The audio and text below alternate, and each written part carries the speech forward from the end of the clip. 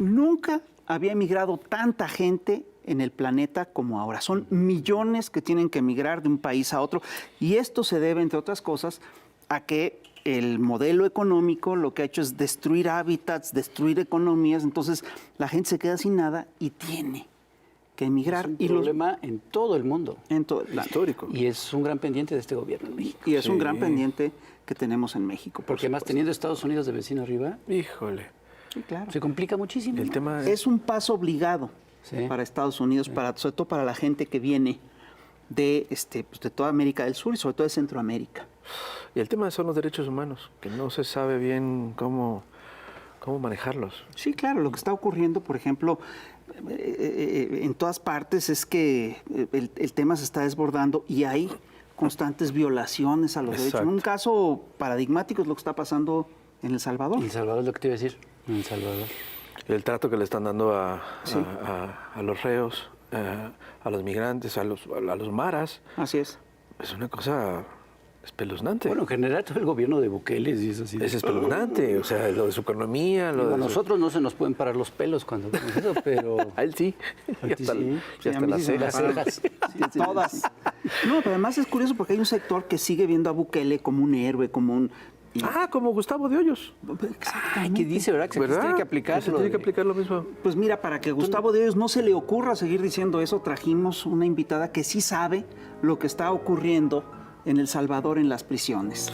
Una experta en derechos humanos. ¿Quién es? ¿Ya llegó? Vamos a abrirle la pues a puerta. ver, vamos a ver. Oh, Nidia Díaz, adelante, por favor. Bienvenida a verlos. Bienvenida. Mucho gusto, Rafael. Nidia Díaz, es un honor que esté aquí con nosotros. Mucho gusto. Bienvenida, adelante. Gracias. Bienvenida, adelante. Bienvenida a México. Gracias. Nidia Díaz, una figura histórica de Centroamérica, del Salvador, una figura importantísima dentro del proceso de paz del Salvador, luchadora de derechos humanos, defensora de derechos humanos, feminista. Le queremos preguntar, ¿qué está ocurriendo ahorita en San Salvador? Hay un estado de excepción. ¿Qué está ocurriendo? ¿Cómo nos pueden explicar lo que está pasando ahorita? Bueno, nuestro pueblo está viviendo una experiencia que nunca creímos que se volviera a repetir en la historia. Precisamente la lucha que libramos y que fue acompañada por la comunidad internacional. Muchas gracias siempre por la solidaridad.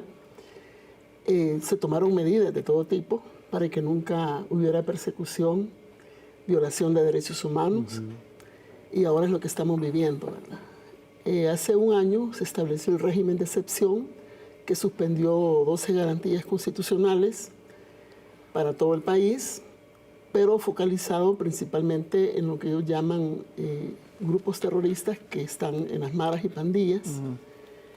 Han capturado hasta ese momento ya casi ronda por los 70,000 personas. Y ellos mismos han reconocido desde diciembre del año pasado, debido a muchas críticas, muchas denuncias, que efectivamente hay personas que fueron capturadas porque estuvieron en el lugar equivocado, la hora equivocada y el día equivocado, ¿verdad? Y también hay personas que deben saber que en todos los países se captura gente inocente, dicen. Pero ya lo aceptan, ¿verdad? Hay organismos de derechos humanos nacionales especializados que han llevado un monitoreo permanente y denuncias. Hay organismos como Cristosal que han recogido más de 3,600, otros 4,000, etc. Y claro, también ellos han recurrido a la comunidad internacional. Hay denuncia ante la ONU.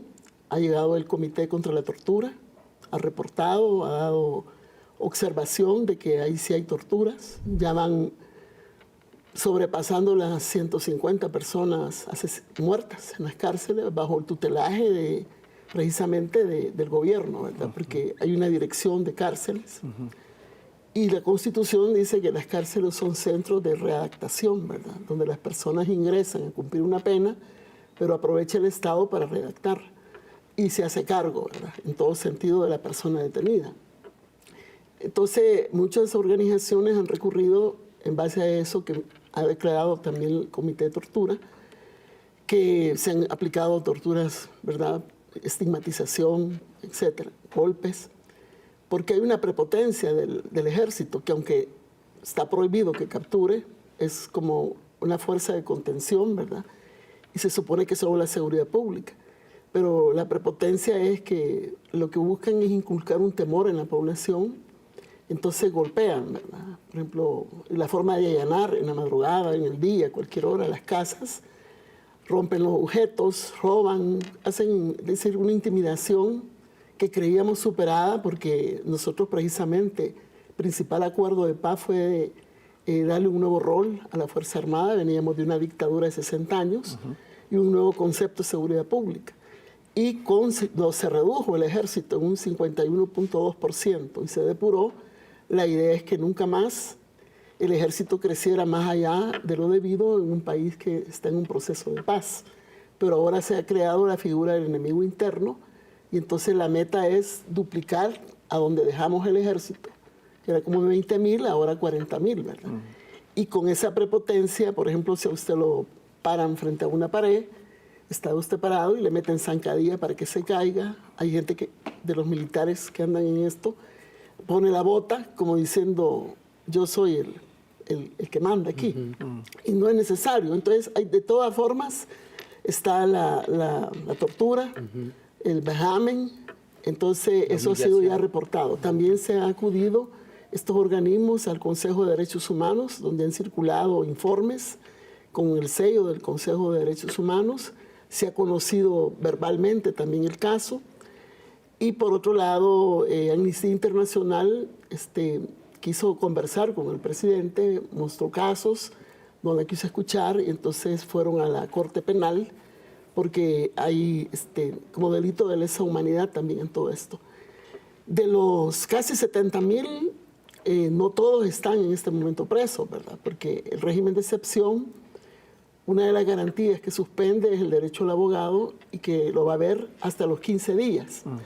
En el Código Penal estaba establecido que es el procesal penal, perdón, que a las 72 horas usted ya tiene que haber sido visto por su abogado y viene el tiempo ya de requerir, ¿verdad? Perdón, de requerir, donde el juez ve si lo detiene o le aplica una medida cautelar o lo pasa a la cárcel, o lo deja libre, perdón. Entonces, ahí donde a veces se da el para afuera, o va a estar afuera, pero con medida, o no te llevó afuera, sino que te mete en la cárcel. Pero el juez decide en las 72 horas, ¿verdad? Que comienza el tiempo ya de que lo meten al centro penitenciario. Pero hoy con el régimen de excepción, usted puede pasar 15 días sin que lo vea el abogado, y entre 15 y 60 días el juez puede decir si usted es culpable o inocente, pero en esos 15 días, que ni su familia sabe dónde está, porque no les dicen, como en otros países, que la autoridad que lo captura y al centro o la unidad policial donde lo llevan por 72 horas, en este caso 15 días. Entonces eso hace que en ese tiempo se aproveche, se humille, se golpee y... Bueno, hoy tenemos el agravante de que no hay presupuesto suficiente, ¿verdad? Porque había un presupuesto para 30.000 presos que estaban ya cuando empezó el régimen de excepción, y ahora las familias tienen que llevar los alimentos, tienen que llevar la ropa, medicamento, y ahora ya no quieren solo eso, sino que paguen paquetes. El paquete vale $170 cada 15 días. Entonces eso es un negocio, ¿verdad? Realmente. Claro. La situación con varios que han muerto es que capturan gente adulta con enfermedad crónica, u otros que se enferman, ¿verdad? U otros de los golpes.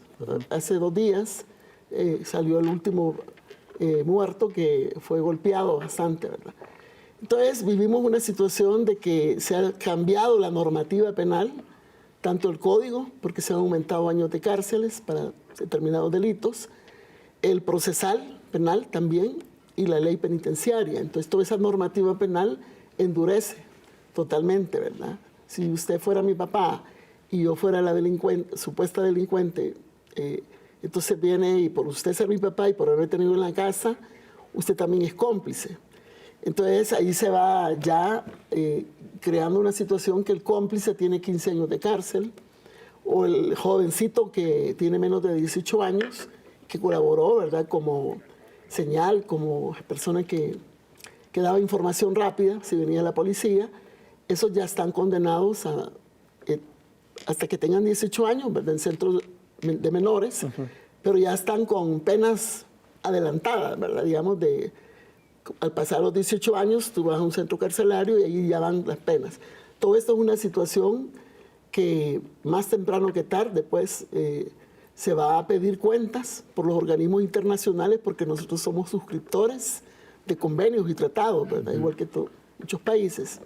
Así que estamos viviendo una situación muy difícil. Se han creado los comités de familiares de víctimas del régimen de excepción.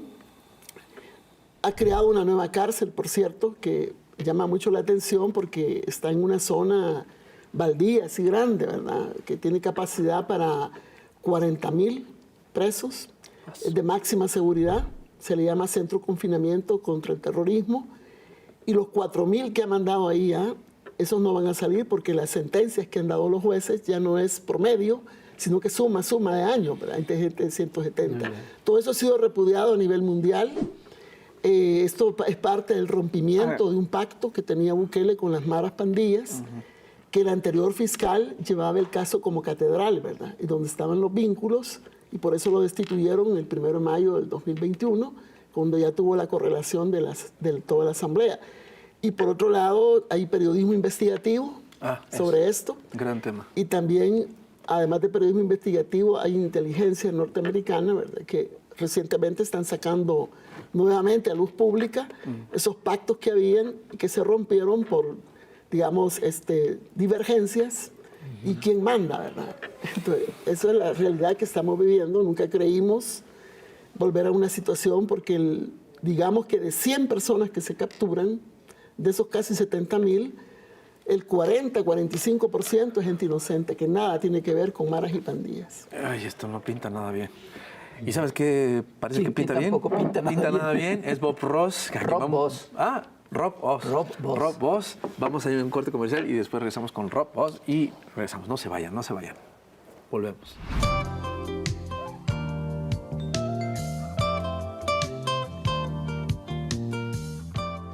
Hola, soy Rob Boss. Me da mucho gusto que nos acompañen. Hoy es un día fantástico. Claro que si tú estás en una prisión en El Salvador, lo siento por ti.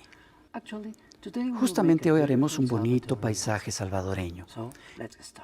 En la franja inferior de la pantalla aparecerán los colores que necesitan para pintar conmigo. Recuerden que para este cuadro, aparte de los colores, necesitaremos muchos conservadores. Imaginen que nuestro lienzo es una celda vacía. Esta celda está muy triste, así que vamos a invitar a ella a unos maras. Tomemos un poco de color carne de cañón.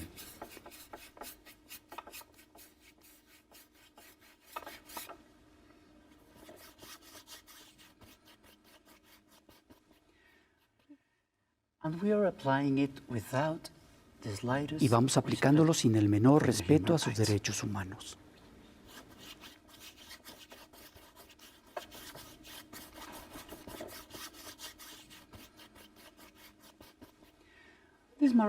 Estos maras parecen estar muy enojados, así que si los apilamos unos sobre otros, tal vez podremos formar algo así como unos árboles. Árboles felices. Árboles felices de maras muy encabronados.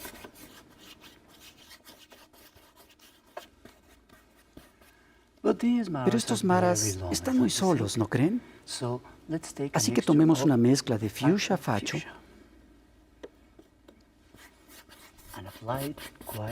y apliquemos bastante fuerza.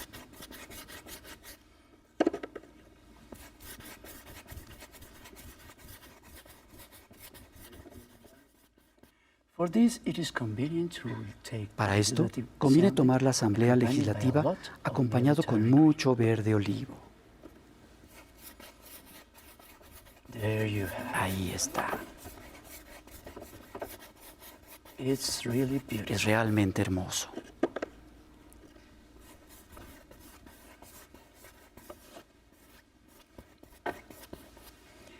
El resultado puede ser bastante caótico y muy poco ético, pero no se preocupe. Mientras la gente bonita se sienta segura, We don't care a shit. Lo demás no importa. And your paintings? Y sus will have pinturas more than tendrán más del 80% 80% de acceptance. aceptación. Okay? I Bien, think we have finished the creo que painting. tenemos una pintura terminada. I sincerely hope you Espero enjoyed it sinceramente as que lo much hayan as he disfrutado did. tanto como él. See you next time. Nos vemos en la próxima. Happy paintings. Felices trazos.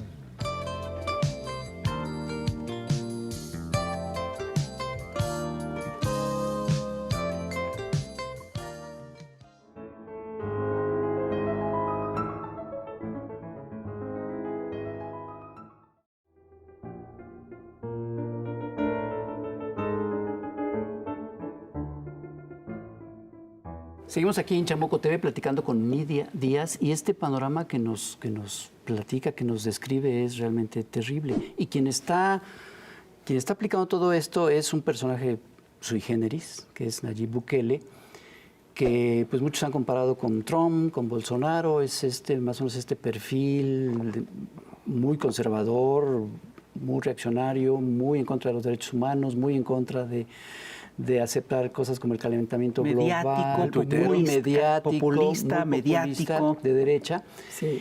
pero que aquí además con un ingrediente extraño que es él empieza su carrera política con el farabundo Partido de Liberación Sí. Nacional. ¿Cómo sucede este fenómeno de Nayib Bukele?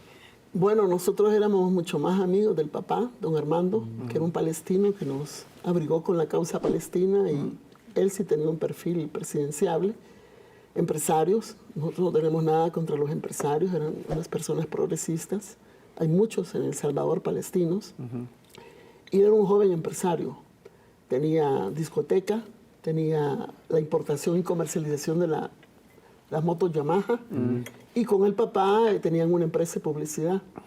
Y ahí lo llevamos de candidato a alcalde de un pueblo pequeño, pero con mucho comercio, empresas, el 2012 al 2015. Y en el 2015 también lo llevamos de alcalde de San Salvador, porque en El Salvador el sistema partidista constitucional dice que únicamente a través de partidos se ejerce la política. Y usted, pues, como independiente no se puede inscribir ni apoyado por un comité social o una organización social, ¿verdad? Entonces hay que inscribirse. El Frente tenía dos niveles: los afiliados y los militantes. El militante es el orgánico, el ideológico, y el afiliado es simplemente por intereses comunes, usa la bandera y se inscribe. Así fue Mauricio Funes también, con todo su equipo, el movimiento de Mauricio, primer presidente del FMLN, pero no militaba nunca. Entonces, esa figura es muy común. Han ido religiosos, profesionales, maestros, empresarios tras la bandera del Frente a las alcaldías. Porque a nivel de diputados siempre se requieren 5 años de militancia, es decir, el ideológico, el orgánico. Claro. Entonces él salió de alcalde de San Salvador, ya desde el 2012 traía los signos del color cian, ¿verdad? Y su movimiento de amigos que lo apoyaba. Yo hice una campaña casa por casa, puesto de mercado por puesto de mercado en el 2015 con él. Yo he sido legisladora y volví a la legislación. Y me acuerdo que he firmado camisetas, Viva Bukele, Nidia, en color celeste, porque la gente se ponía chaleco rojo, camiseta celeste, gorras rojas, gorra de un color. Y hicimos jornadas médicas, de todo, ¿verdad? Y empezó bien. El problema es que el año que él ingresa como alcalde de San Salvador, se empieza a aplicar una nueva ley en el país de los consejos municipales plurales, que ya no va a ser un solo partido el que tenga todos los concejales, sino que va a ser proporcional. El que saca más votos sin el alcalde, el síndico y regidores, mayoritariamente, que le permitan decisiones administrativas.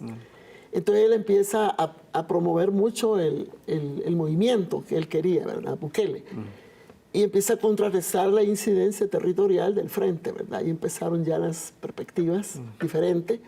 Además, él pone las gerencias a su familia y empieza a chocar con criterios de transparencia que, digamos, algunas veces el Frente tuvo que votar con los otros partidos que integraban y no con él. Entonces él empieza a crear una narrativa en el 2017, cuando el Frente le propone otra vez la alcaldía de San Salvador, porque allá no es como otros países que coinciden todas las elecciones en un mismo periodo, porque la presidencia es de 5 años y las alcaldías y los diputados de 3.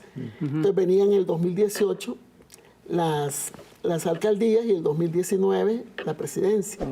Entonces nosotros le ofrecimos otro periodo más. Él dijo que primero garantizara su candidatura a la presidencia. Ya ahí sí se descubrió todo esto en el 2017, entonces nosotros dijimos, ahorita solo hay decisión para llevarlo otra vez de alcalde. Le costó aceptar, hizo un fight delay diciendo que había tomado una decisión difícil, que la política era sucia, que ya el Frente y Arena votaban igual, que eran la misma cosa y que no teníamos presidente, ¿verdad? Pero a la par de toda esa situación, criticaba mucho al presidente del Frente, que era Sánchez Serén, firmante de la paz, ahora perseguido político, ¿verdad? Exilado en Nicaragua. Y él empezó a desprestigiar el mismo gobierno que todos defendíamos, diciendo que ni aspirina había en la farmacia, etc. Esa cosa hizo crisis cuando en una decisión de Consejo Municipal hay 2 votaciones que son contrarias a él, y él explota con una compañera que era síndica, ¿verdad? Violentando los derechos de mujer. Las mujeres del Frente dijimos, pídale disculpa, él se va para Estados Unidos, bueno, allá otra vez vuelve con el discurso, y la militancia pide que se le separe, ¿verdad? Teníamos la experiencia inmediata de Correa en Ecuador, que Lenín Moreno lo había expulsado a ellos y se había tomado el partido, entonces no fue fácil decidir, pero los separamos de las filas. En ese momento nosotros en el 2017, él no compite ya nuevamente para, termina su periodo, que es en marzo del 18, en abril del 18 terminaba, pero él ya se queda como independiente, ¿verdad? Terminando el mandato, y a él llama a votar en contra de las elecciones de alcaldes y diputados en el 2018 y nulo abstención, ¿verdad? Todo esto hace que también vaya acompañado de una narrativa más perversa, ¿verdad? En el sentido que él decía de que la lucha del pueblo salvadoreño, ¿verdad? Y la guerra civil fue una farsa, y que la lucha, por ejemplo, la guerra civil entre criminales, dijo, de ambos bandos, ¿verdad? Y ya la firma de los acuerdos de paz, que se suscribieron aquí en Chapultepec, con auspicios de las Naciones Unidas, el 16 de enero del 92, que eso fue un pacto de corruptos, ¿verdad? Entre los del FMLN y Arena, que era el partido de la oligarquía. No reconocía que era el Estado salvadoreño que firmó la paz. Exacto. Y FMLN como organización representativa de un pueblo que había sido reconocida desde los años del 81 Exacto. por México y Francia en aquella declaración franco-mexicana, y que siempre la comunidad internacional apoyó, y la solidaridad, ¿verdad? Entonces esa narrativa le va a permitir a él, ya cuando es presidente, de violentar la Constitución permanentemente, esa Constitución reformada, ¿verdad? La Constitución hecha en contrainsurgencia en el año 83, pero en La Paz, reformado 38 artículos, donde se le cambió lo que decía anteriormente, la parte de la doctrina, la Fuerza Armada, se crearon instituciones que garantizaban la independencia de poderes y un sistema de pesos y contrapesos, ¿verdad? Y donde se creaba una Procuraduría de Derechos Humanos, etc. Entonces eso él lo iba a empezar a violentar, ¿verdad? Y a no darle credibilidad a la Constitución, ya cuando es presidente, al grado que se metió con el ejército a la Asamblea Legislativa y empezó a dirigir el 9 de febrero del 2020. Y también empezó a asegurar ya una serie de violaciones que llevaron que ya cuando tuvo una mayoría en el Congreso en el 2021, ya él saca la sala de lo constitucional, le hace un juicio político, y al fiscal que llevaba el caso Catedral, que decía la vinculación de él en el pacto con maras y pandillas, y ahí pues ha seguido violentando la Constitución, las instituciones. Nosotros habíamos logrado en el gobierno del Frente un instituto de acceso a la información pública basado en una ley del acceso a la ciudadanía, a la información del manejo, ¿verdad?, de los fondos. Y ha venido tomando decisiones que cada día reflejan la corrupción, ¿verdad? Cuando fue la pandemia, al no tener la mayoría en el Congreso, dijo que todo lo que fue la compra de medicamentos, equipos, etcétera, y los insumos para hacer las bolsas de alimentos, incluido frijol, maíz, que compró aquí en Sinaloa, no iba a ser auditado durante 7 años. Recientemente ha dicho de que todos los proyectos sociales no van a tener acceso a la información y van a ser también auditados en 7 años, con el agravante que ahora ha dicho de que los grandes proyectos mega que quiere impulsar, como un aeropuerto, un puerto, el tren del Pacífico, para un territorio de 300 kilómetros, un tren grande, pues sí, todo eso no va a tener licitación, procesos de licitación. Y ahora ha hablado de que la familia y los funcionarios, ¿verdad? Las familias de funcionarios y los funcionarios en sí pueden licitar a esos grandes proyectos y a cualquier otra obra. Y otro agravante para nosotros es que llama a todas las personas que quieren invertir en proyectos de software y de inteligencia artificial a que inviertan y les va a exonerar de los impuestos, ¿verdad? Eso es muy grave en los procesos bueno, tenemos la experiencia del Bitcoin, que agarró 300 millones del erario público. Es el único punto que la población no lo ha acompañado, ¿verdad? Siempre estuvo en un margen de 68, 70% de no, y no lo pudo implementar, ¿verdad? Y sí hemos perdido, ¿verdad?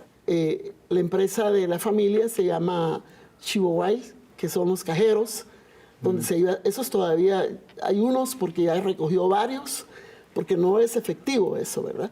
Entonces, bueno, ahora me invirtió 20 millones del erario público en el concurso de Miss Universo que va a ser en enero. No me digas. Y lo que sí sentimos mucho para finalizar esta parte es que toda esa institucionalidad, ¿verdad?, democrática, que ni una coma nos regalaron, todo fue conquistado porque se recordarán que las negociaciones fueron en guerra y pues eso nos permitió tener un acuerdo importantísimo en el país que vino a ser como, digamos, una etapa nueva, iniciando un proceso democrático y desmontando la dictadura. Pues ahora él va a reelegirse, ¿verdad? Él sale de lo constitucional que impuso el 1 de mayo del 2021 porque violó procedimientos y razones. Es la que le dice que sí se puede inscribir, violando como 8 artículos. Y eso será el 4 de febrero del 2024.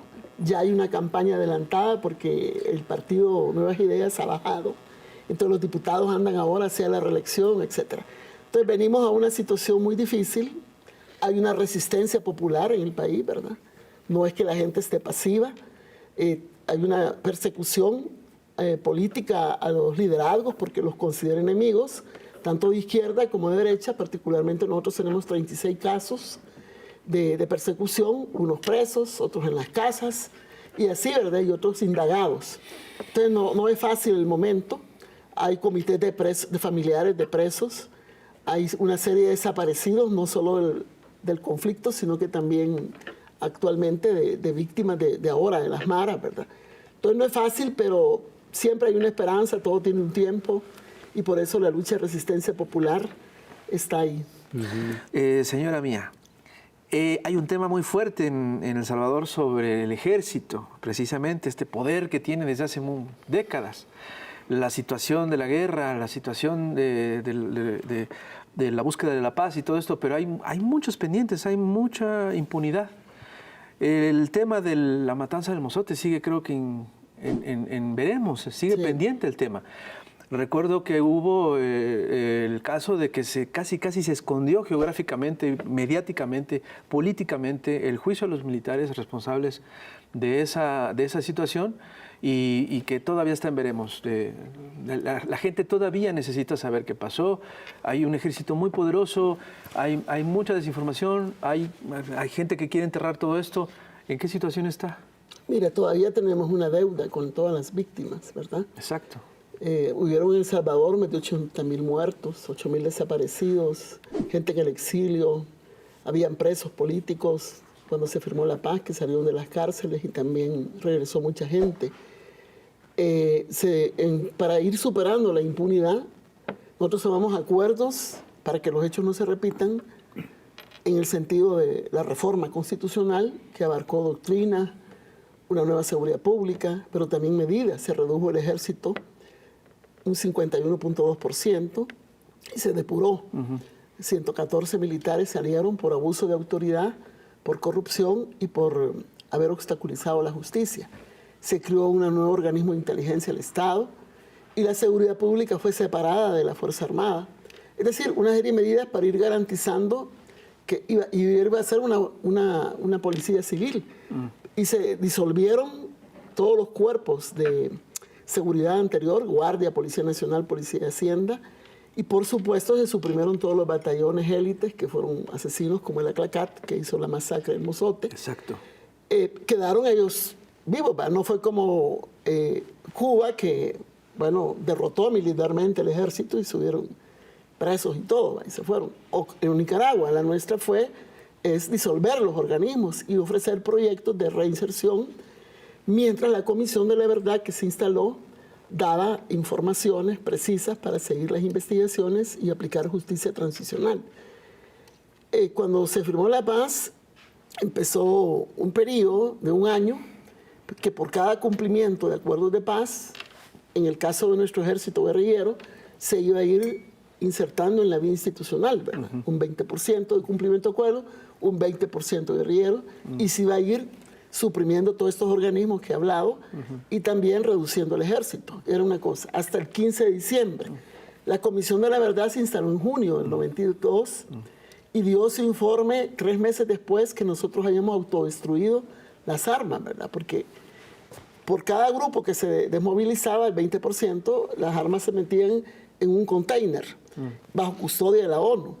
Cuando el último grupo se desmovilizó, sacaron todas esas armas que estaban cinceladas, etcétera, se hicieron picadillos por los últimos contingentes combatientes del frente y quedaron algunos fusiles intactos, pero sin mecanismos de percusión, etcétera, que fueron puestos en unas tablas que ahora se exhiben en muchas partes como recuerdos, ¿verdad?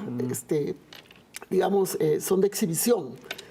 Pero ya no teníamos ese factor, ¿verdad? Creíamos que era irreversible el proceso.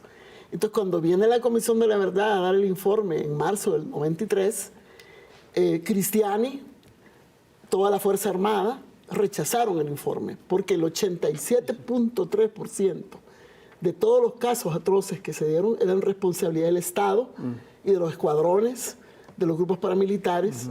Un 3.7% fue indilgado al frente y un 10% que no se supo. De 27.000 víctimas que llegaron a poner denuncias, se sacaba ese promedio, y también 32 casos que investigó un poco la Comisión de la Verdad. Y fueron 3 tipos de recomendaciones, ¿verdad? Separar de los cargos a los que estaban señalados e inhabilitarlos para competencias, electorales, y aplicar la justicia, ¿verdad? Es decir, que si la gente colaboraba, daba información, pedía perdón, las víctimas lo podían considerar, y también sacar un promedio, digamos, de que el juez, cuando da una sentencia, 30 años de cárcel, pero como usted colaboró, hizo esto y perdió perdón, vamos a reducirla o vamos a, digamos, a sustituirla por mecanismos de trabajo que compensen a la víctima, ¿verdad? Otra medida era la reparación, ¿verdad?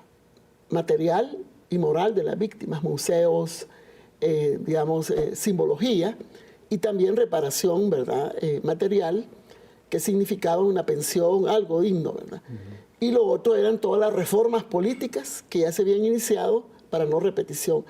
Entonces todo ese informe y recomendaciones fue rechazado y se creó una ley que se le llamó la Consolidación de la Paz. Nosotros no teníamos ni un diputado todavía, que permitía perdón y olvido total, ¿verdad? La amnistía se le llamó a esa ley.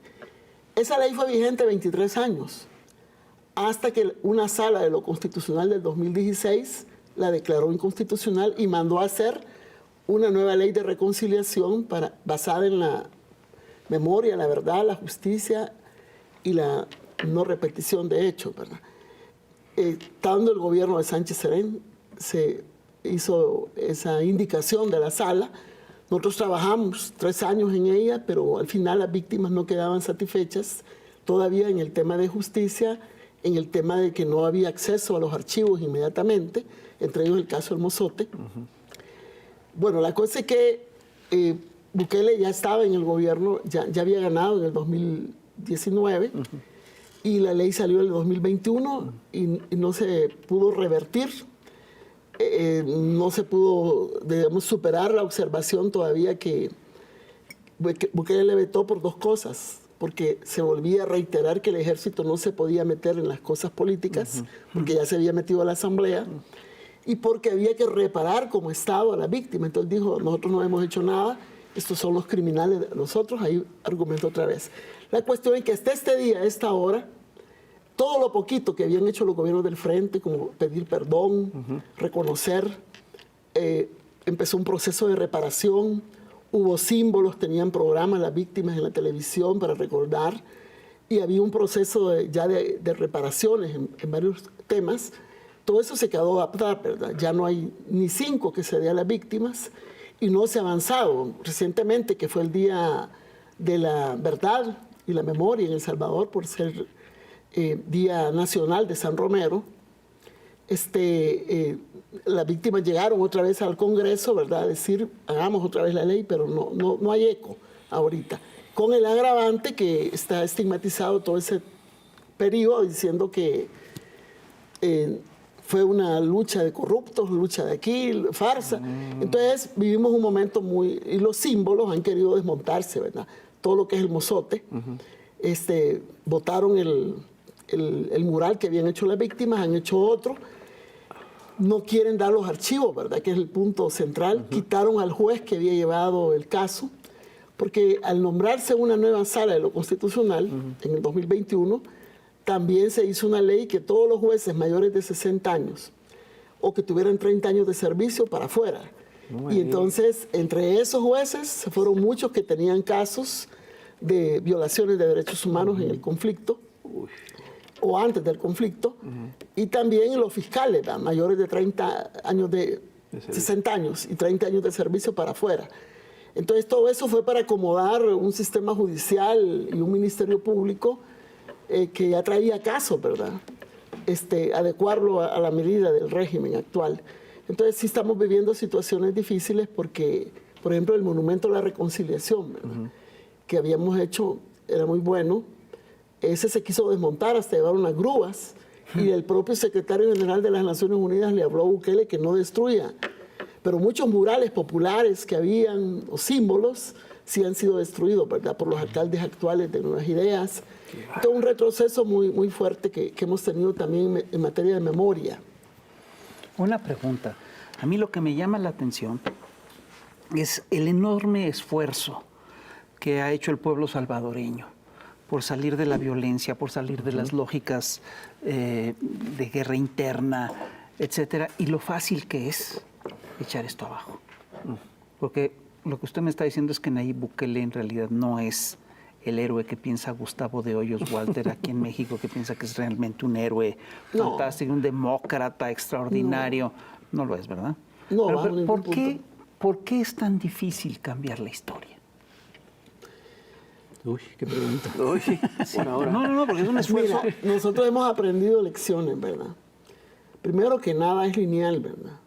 Que si no es lucha permanente, no se puede revertir fácilmente todo. O sea, esto es importante. Sí. tú viste cómo se derrumbó la Unión Soviética, ¿verdad? 70 años de revolución socialista. Yo estuve en el 26 Congreso del PECUS en el año 86 por primera vez y la gente estaba insatisfecha por cuestiones pequeñas, la durabilidad de una batería, el que no le hubieran resuelto el gas propano, las mujeres la toalla sanitaria que estaba acaparada, unas cosas que... Y habían 300 patentes, ¿verdad? Inventos ya estaban en el espacio y la gente tenía inconformidad del diario que hacer, ¿ves? Sí. Entonces no había una coherencia y correspondencia a las satisfacciones, ¿verdad?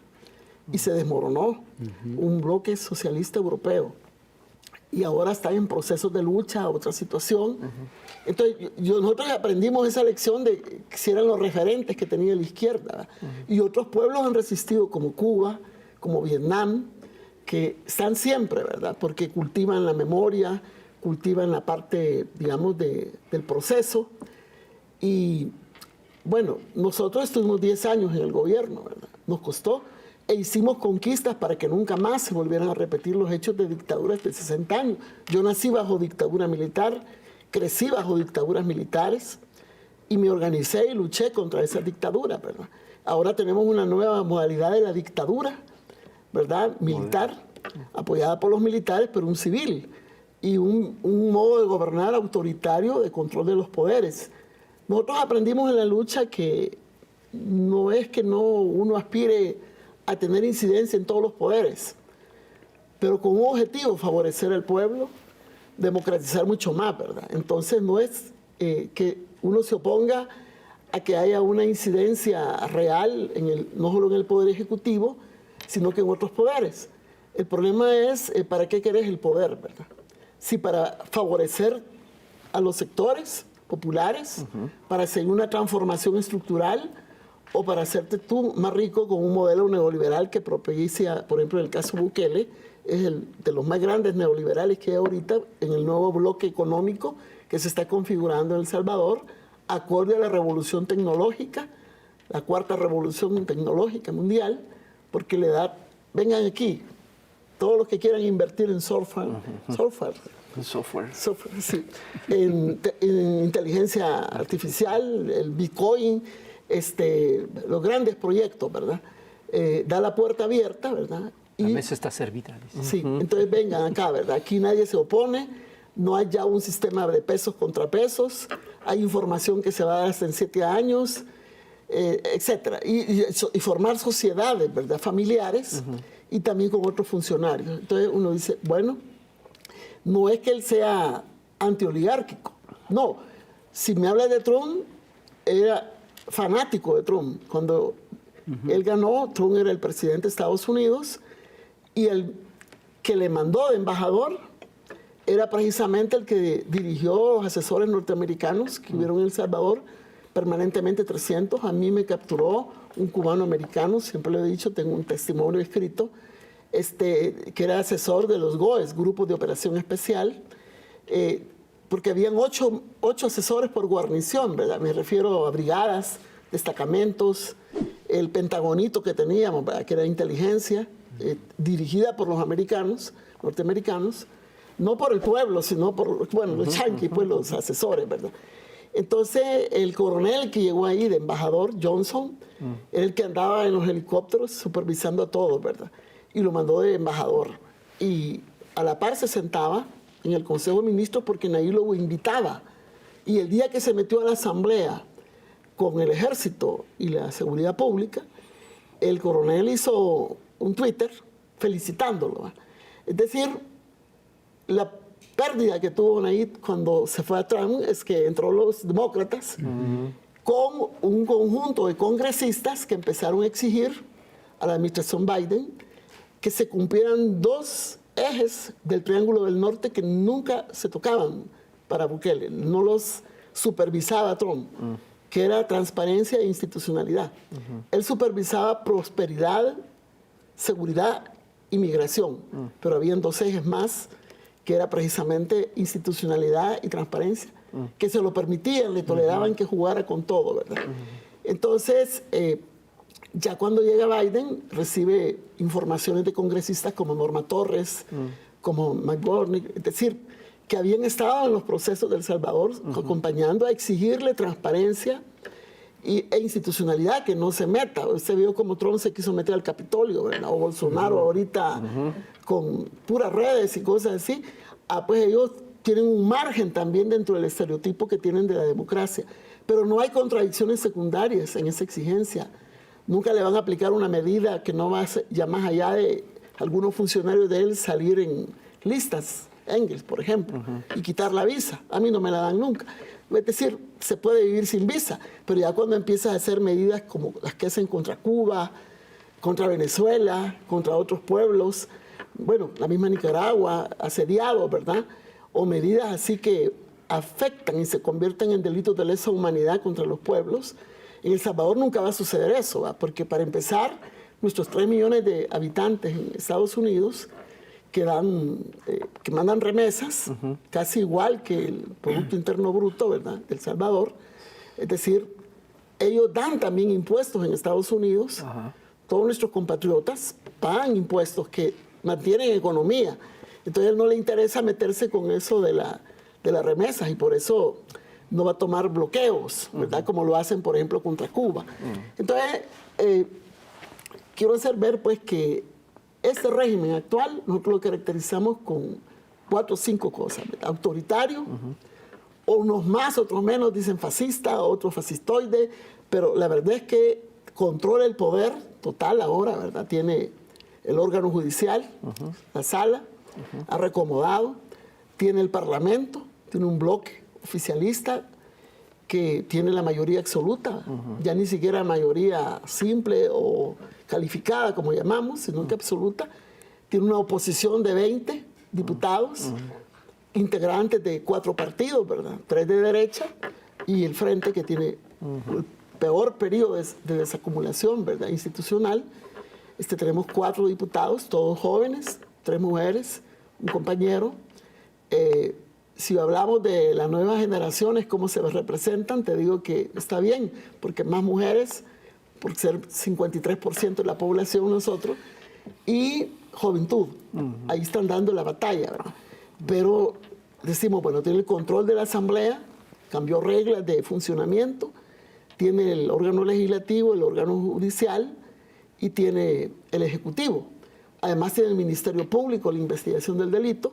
La Procuraduría la tiene también controlada hoy, de Derechos Humanos, la Procuraduría General, la Corte de Cuentas, todos los organismos que eran de peso, contrapeso, o los ha disminuido.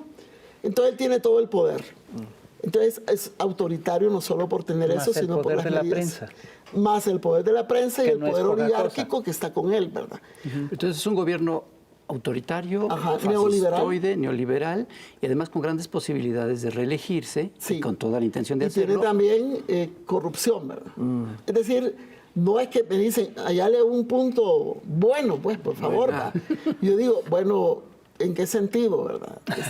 Mira, ¿en qué sentido voy a hallar, digamos, un punto de vista bueno si el alto costo de la vida que llevamos ahorita es terrible, ¿verdad? Hay más de que... ¿Cuántos desempleados hay? Porque él lo que empezó a limpiar las instituciones para dejar solo gente afín a él. Y también la gente que sospechaba que podían ser del Frente Farabundo, después de 10 años de gobierno, la sacó. Ahora ha crecido el desempleo grandemente. La pandemia trajo su propia situación de despido. Pero ahora, por ejemplo, para reordenar el centro histórico, han despedido como 6.000 personas, le han quitado los puestos, ¿verdad? Del sector informal. Ahorita acaban de sacar 3.000 de puestos. Entonces era la gente que vivía del diario del coyol cortado, coyol comido, dicen, ¿verdad? Sí. Es decir, sumándose a la fila del desempleo, ¿verdad? Más el alto costo de la vida, ya no es una persona que va a tener, digamos, incrementemos la producción agrícola como antes. Mira, nosotros en los 10 años de gobierno dejamos, según la CEPAL, reducida la desigualdad social 12 puntos y 10 puntos la extrema pobreza. ¿Pudo ser más? Sí, pero no nos atrevimos.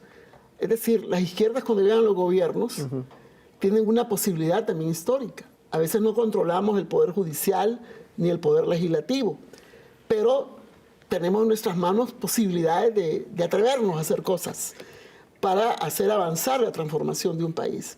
Nosotros hicimos muchas cosas, pero nos faltó más atrevimiento. Siempre estábamos bloqueados por la Corte Suprema, no la tuvimos nunca, por el Congreso. ¿Dónde hemos oído eso? No sé. Eso y la memoria histórica, ¿verdad? ¿De dónde venimos? ¿Dónde estamos? Y siempre un sentido donde queremos ir, porque nosotros tenemos visión inmediatista de hoy, del ombligo. Y toda esa guerra mediática, tecnológica, ¿verdad? Es difícil. No le invertimos a las comunicaciones tampoco, ¿verdad? Mira, teníamos un canal de televisión como Incidencia de Partido, radios, medios escritos, y no le apostábamos, ¿verdad? Con el agravante de que Mauricio Funes era un publicista, más que publicista, comunicador de periodismo investigativo, y él tenía su propio capital cuando la gente votó por él. Creían en él, ¿verdad? Así, en lo que él denunciaba, decía, tenía una facilidad. Sánchez Serén era un firmante de la paz, dialogante, creó consejos, incorporó a todos los sectores, ¿verdad? Para ver todos los temas del país. Era buena onda, buena gente, pero no era comunicador y no le apostaba a la comunicación. Mira, Nayib, 40 millones en publicidad, controla todos los medios. Y en eso de la comunicación siempre hay que decir lo que uno hace, cómo se dan las cosas, ¿verdad? Nosotros, como izquierda, tenemos los problemas de Uruguay, de Brasil, tuvimos el problema de Argentina, El Salvador mismo, son ejemplos de que uno cuando da algo tiene que vincularlo a los derechos humanos, ¿verdad? Por ejemplo, nosotros dábamos los paquetes agrícolas, los bonos, el abono, el fertilizante, pero ¿quién los daba? Los alcaldes. ¿Cuántas alcaldías teníamos nosotros? De 262 lo teníamos como 60. Y si es un alcalde de derecha, jamás va a decir que Sánchez Serén estaba mandando ese abono, ese paquete. Caravana con sombrero ajeno. O FMLN. Ellos eran los que decían. Y por otro lado, ellos hacían las listas de los beneficiarios en las alcaldías. Fue un método incorrecto. ¿Y qué más decirte? Jamás lo vieron en un enfoque del derecho al alimento, el derecho a la alimentación, a la seguridad alimentaria. Al final la gente decía, no, es que nosotros pagamos impuestos y es obligación del gobierno hacerlo. Nunca le enseñaste la diferencia en la voluntad política de la derecha, que no tenía, y la voluntad política de la izquierda. Igual el paquete escolar. ¿Quién daba los paquetes escolares? 2 uniformes completos al año, un par de zapatos, útiles escolares, el vaso de leche, la merienda, todo eso lo dábamos. Vaya. ¿Quién lo daba? El director de las escuelas. Pero habían directores de derecha. Nunca. Y además esos uniformes, ¿dónde eran producidos? En talleres en los municipios. Generabas trabajo. Esto también lo hacía Correa. Nada más que Correa ponía unos grandes rótulos diciendo la revolución ciudadana ha llegado y las señoras tejiendo, ¿verdad? En las máquinas de coser. Y te digo, nosotros jamás dijimos esas cosas. Él sí cacareaba sus huevos. Sí, y 100.000 títulos de propiedad dimos, ¿verdad? Democratizamos eso. O sea, pero ¿quién lo daba? ¿Cómo lo hacíamos? Eso es muy importante. Y si no, tampoco, por ejemplo, un ministro de Agricultura, que no compara el pasado, de dónde venimos, que la tierra concentrada, que no había nada, a dónde estamos hoy y dónde queremos ir, eso es nefasto, ¿verdad? Porque no le enseñas a la gente una conciencia de proceso, sino del ombligo de ahorita. También nosotros tuvimos esos problemas. Yo lo hago como una autocrítica porque ya nos dimos suficientes latigazos, ¿verdad? Entre nosotros, después que perdimos el gobierno, después de tenerlo 10 años, empiezan las culpas, los liderazgos, ¿verdad? Tú tuviste la culpa, yo no, el otro. Pudimos hacer esto, pudimos hacer todo eso. Eso nos pasa cuando perdemos el gobierno, ¿verdad? Dice que es un gobernante autoritario que gobierna violando la Constitución, pero aparentemente tiene una aceptación muy, muy, muy grande. ¿Realmente tiene esa aceptación por una parte? Y por otra, ¿cómo está constituida la sociedad salvadoreña?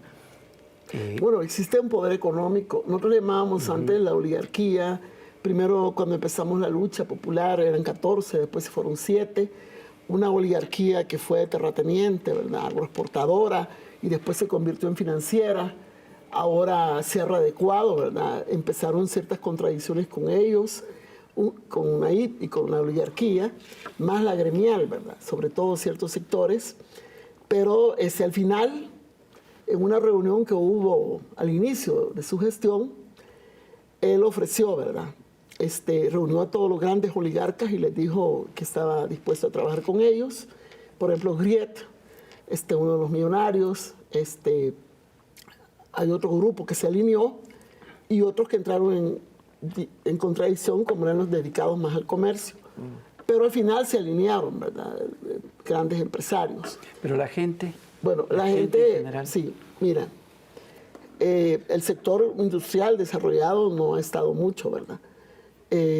Más que todo, nosotros tenemos una composición de pequeñas empresas, de sector informal, hay un porcentual de obreros, la agricultura, campesinos también, ¿verdad? Pero precisamente hay que hacer una readecuación, ¿verdad? Porque en el tiempo de pandemia, el proceso de migrantes, nosotros somos aproximadamente unos 10 millones, ¿verdad?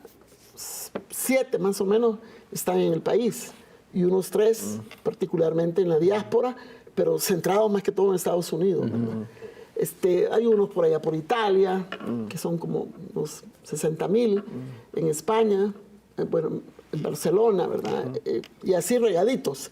Pero el grueso, bueno, siempre dijimos que la economía de consumo es lo que más prevalece a partir de la remesa, ¿verdad? Más que por trabajo, la gente consumía por remesa, porque la remesa llegaba a ser para nosotros como, digamos, un presupuesto nacional, un poquito de presupuesto, ¿verdad? Y las deudas han crecido. Tenemos un país súper endeudado, ¿verdad? Súper endeudado ahorita. No es que ahora se comenzó la deuda, pero ahora ha crecido mucho más, ¿verdad? Y ha bajado la producción agrícola, importamos, ha bajado la producción nacional y estamos en una configuración social que hay que hacer un estudio actualizado porque ha cambiado muchas cosas. Entonces hay grandes posibilidades de que se reelija. Sí. Y no hay un movimiento social. Mira, hay una abajo lucha de resistencia, sí. ¿verdad? Hay varios bloques que se coordinan para las marchas, se coordinan digamos, en las expresiones de protesta. Las marchas no han parado, ¿verdad? Pero, digamos, y los sectores se organizan. Hay organizaciones de todo, ¿verdad? Los sindicatos se están reactivando. Bueno, el comité de los despedidos existe, el comité de vendedores ambulantes existe, está todos los que luchan por el medio ambiente, las mujeres están organizadas, los jóvenes, pero también la asociación de veteranos, ¿verdad? Son veteranos de dos partes, porque hay una ley, curiosamente, que es como una ley de reconciliación para todos los veteranos. Están los que luchaban por defender la patria del comunismo y estábamos nosotros que luchábamos por la democracia, ¿verdad? En el país nunca discutimos en la asamblea ideológicamente quién tenía la razón. Todos se les consideró que lucharon por El Salvador y se les dio un beneficio como veteranos, ¿verdad? Entonces están ahora en una organización amplia que se llama la Alianza por la Paz y como se han ido perdiendo las reivindicaciones que habían logrado, están en la calle también. Los lisiados de guerra igual, ¿verdad? Están siempre en lucha. Pero digamos que los sectores que se resisten, ¿verdad?, al modelo económico, social y sobre todo a la pérdida de derechos políticos, están más agrupados en el Bloque Popular de Resistencia y Rebeldía, que aglutina 12 sectores y muchas organizaciones populares. Está la Coordinadora de Organizaciones Populares, ¿verdad?, que no solo son sindicales, sino que organizaciones sociales. Está también el Frente de Organizaciones Populares, el FOP, esta Alianza por la Paz, ¿verdad? Hay una serie de movimientos políticos sociales que luchan, digamos, más allá de lo gremial. Cuando compitió Nayib para la elección habían 6 partidos políticos. Cuando se compitió para diputados alcalde en el 2021, crecieron a 8 partidos. Ahora ya inscritos para la competencia electoral hay 12 partidos. Y hay una serie de movimientos que están en cola en el Tribunal Supremo Electoral, ¿verdad? ¿Que quieren ser partidos? ¿Ah? ¿Que quieren ser partidos? Sí, pero no va a ser tan fácil porque los que le han dado personería jurídica recientemente son un poco alineados a Bukele, ¿verdad? Izquierda inscrita sobre el Frente Farabundo Martí, ¿verdad? El Frente está trabajando junto a todos estos sectores populares y sociales, ¿verdad?, en un frente amplio. Todo el mundo dice ahorita, ¿verdad?, hay que construir una propuesta, plataforma. Se le apuesta a la Asamblea Legislativa a buscar tener el mayor número de diputados posibles y alcaldías. Conste, ahora quiere reducir las 262 alcaldías a 50 para tener el poder absoluto territorial, ¿verdad? Y diputados, como son 84, ¿verdad?, quiere reducirlo a 60 o a 50 para tener más poder concentrado. Pero te digo que se va a participar en elecciones como una forma de lucha, ¿verdad? Se va a participar. Que la lucha se va a resolver ahí de todos los problemas, no. Pero no puedes ser ignorante de un proceso Y la lucha, digamos, nosotros nacimos luchando, vivimos para luchar y seguiremos luchando, ¿verdad? Aunque tengamos los gobiernos, siempre luchamos. Pues sí. Por esas experiencias, ¿verdad? De que nada es lineal y que la derecha no escatime esfuerzos por darle vuelta a las cosas y volver a asumir el poder y el control, ¿verdad? Y aquel que, como dicen popularmente, pispilea, pierde. Entonces la lucha para nosotros hoy más que nunca está ahí. Y la resistencia también. Hemos vuelto a los años 70 porque hay persecución, ¿verdad? Te digo, el enemigo interno ha sido creado por Bukele. Todo aquel que se lo opone, todo aquel que él considera que lo afectó en un momento determinado, le crea y fabrica casos, lo ofrece como tal. Yo tengo un proceso de investigación. Aquí hay varios asilados, hay también en Nicaragua, hay gente que ha salido porque eso que te circulen en listas, la fiscalía y diga, todo el gabinete de Sánchez Serén tuvo sobresueldos. El sobresueldo no es un delito tipificado en el Código Penal. Entonces, como no está tipificado, ¿verdad? Pero este recibió estipendios, gastos de representación, bonos, complemento salarial, ¿verdad? Entonces a este le vamos a poner que se enriqueció ilícitamente, etcétera. Y entonces empieza la persecución, ¿verdad? El montaje. O un compañero hace poco, un que fue diputado, tuvo un altercado de tránsito, lo metieron preso, ¿verdad? Entonces el juez dijo, bueno, ahora le voy a aplicar medidas. El fiscal tiene 24 horas para apelar. No apela en las 24 horas, sino cuando ya iba para afuera el compañero, ¿verdad? Y lo han regresado. Todo eso es una arbitrariedad increíble, ¿verdad? Entonces estamos en lucha, compañeros. Pues ojalá y gracias por la solidaridad. Ojalá que el pueblo salvadoreño se pueda organizar. Sí. Para Estamos evitar en que ese proceso. ese monstruito siga creciendo. Estamos en ese proceso. Es un monstruo, es una situación. Sí, pero que siga complicada. creciendo y que no haya necesidad de que... Mire, hay otros pueblos que lo admiran mucho, ¿verdad? Países. Y dicen, hay que poner regímenes de excepción aquí. Sí. Y se empiezan a crear un concepto que es bueno, los regímenes de excepción, cuando es una seguridad imaginaria, porque no están todos esos países así. Inclusive en El Salvador, cuando usted entra en encuestas y usted está de acuerdo con el régimen de excepción, sí. Y cuando se suspenden garantías, que no tiene derecho a abogado, no, eso no. Pues no y mire, y que esté gente presa inocente, no, eso no debía ser así. Solo deben de estar los culpables. Además, la gente tiene temor. ¿Qué pasa usted si tiene todos los teléfonos intervenidos porque está suspendido el derecho que uno tiene a la privacidad, ¿verdad? Están intervenidas las comunicaciones, la correspondencia, todo eso, porque están suspendidos esos derechos. Si a usted le llega con una cámara y le dicen, ¿y usted quién cree que va a ganar, verdad? ¿O está de acuerdo que Bukele se relija? Y la cámara enfrente, y usted dice, sí, estoy de acuerdo. ¿verdad? Sí, lo que quieran. Sí, o llamada por teléfono, ¿qué hacen, verdad? Algunas encuestadoras. Híjole. Entonces eso es lo dañino, ¿verdad? Que él va creciendo, pero hay un descontento. ¿Quién va a creer que las familias de esos 70,000 casi que están presos, ¿verdad? Paso, mecha. No tiene un resentimiento o una cosa por el vejamen que le están haciendo a las personas, ¿verdad? Y la gente debate entre los derechos humanos y la paz. La paz supuesta se la da Bukele porque ya no le cobran, digamos, renta, porque ya puede salir en bicicleta a su hijo ahí, sin que una mara esté en una esquina, pero un gran costo que es la violación flagrante de los derechos humanos y de su misma familia. Nada pasa hasta que lo tocan, ¿verdad? Y usted ve personas, pero increíblemente, ¿verdad? En esa situación de contradicción y de temor, ¿verdad? Pues Nidia, muchísimas gracias. Muchísimas. Por esta plática. De verdad. Sí, pues toda la solidaridad, esperando a que esa situación no crezca demasiado. Sí. Y que se revierta. No, ¿Verdad? nuestra lucha Muchas es gracias. permanente. ¿verdad? Luchamos nosotros, la izquierda, contra un sistema capitalista neoliberal, pero también contra un sistema patriarcal, ¿verdad? Muchas mujeres habíamos logrado muchas cosas. Hoy he venido a participar en la constitución de la Internacional Feminista. Vienen muchas mujeres que tienen responsabilidades también, o luchadoras, y esta lucha no acaba, ¿verdad?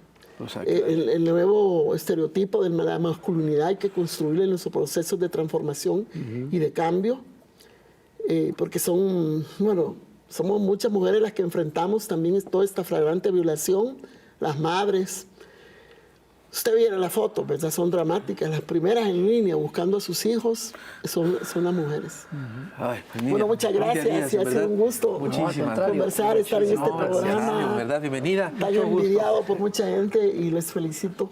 No, Muchas gracias. También, muchas gracias y Y felicidades por también la en lo lucha. particular dirijo un instituto, yo lo conocí ayer.